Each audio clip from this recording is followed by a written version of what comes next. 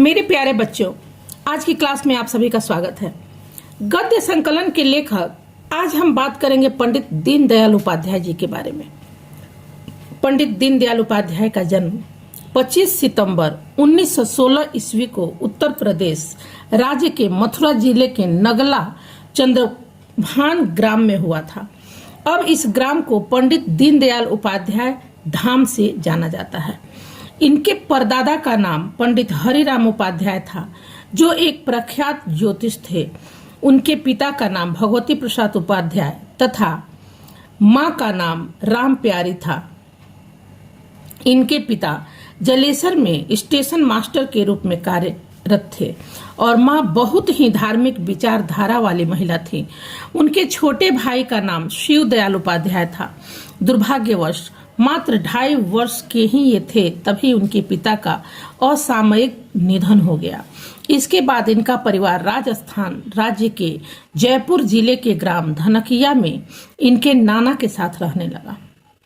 यहाँ परिवार दुखों से उबरने का प्रयास ही कर रहा था कि तपेदिक रोग के इलाज के दौरान इनकी मां 2 छोटे बच्चों को छोड़कर संसार से चली गई। जब ये 10 वर्ष के थे तभी इनके नाना का भी निधन हो गया।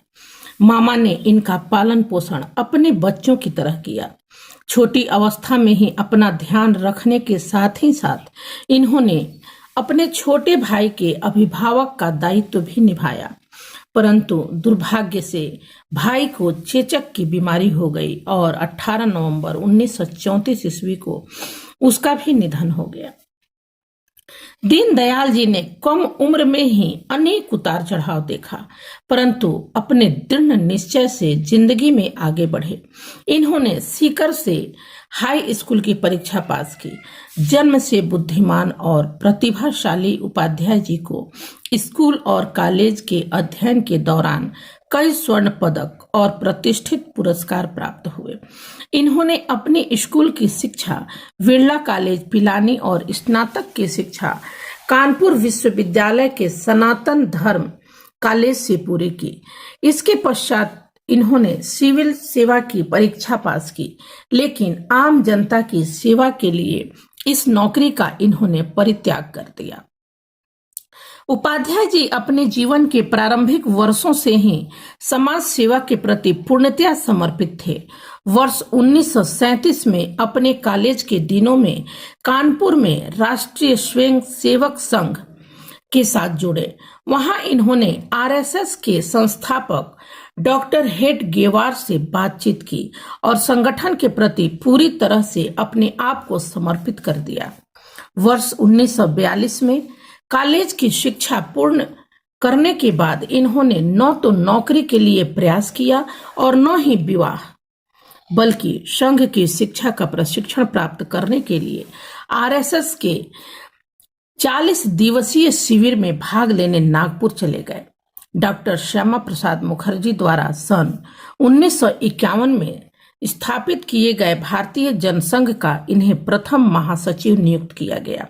ये लगातार 1967 ईस्वी तक जनसंघ के महासचिव बने रहे। इनकी कार्य क्षमता, खुफिया गतिविधियों और परिपूर्णता के गुणों से प्रभावित होकर डॉक्टर श्यामा प्रसाद मुखर्जी कहते थे, यदि मेरे पास 2 दीनदयाल हों तो मैं भारत का राजनीतिक चेहरा बदल सकता हूं। परंतु सन 1953 में डॉक्टर मुखर्जी के असमय निधन से पूरे संगठन की जिम्मेदारी उपाध्याय जी के युवा कंधों पर आ गई।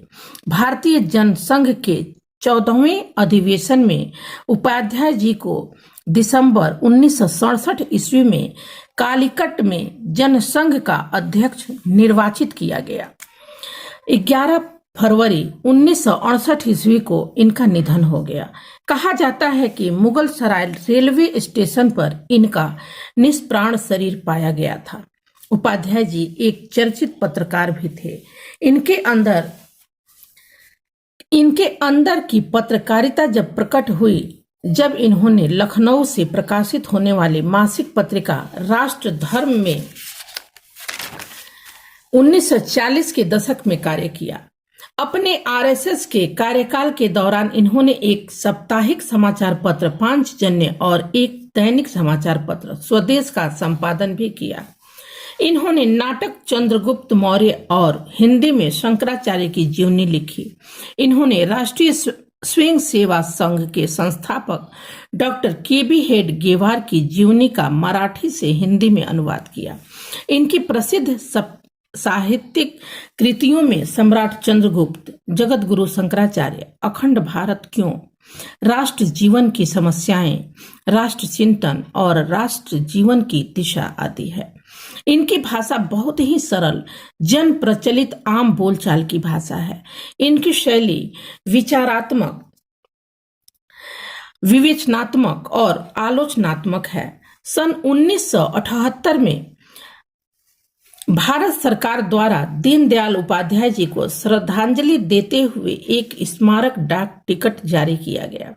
हाल ही में केंद्र सरकार ने मुगल सराय जंक्शन को नाम दिया दीनदयाल उपाध्याय स्टेशन। उपाध्याय जी अपने कार्यों और कृतियों के लिए हमेशा सबके दिलों पर राज करते रहेंगे, सदा अमर रहेंगे। तो ये तो थे दीनदयाल उपाध्याय जी। अगले वीडियो में मैं किसी और का जीवन परिचय लेकर के आऊंगी। तब तक के लिए गुड बाय।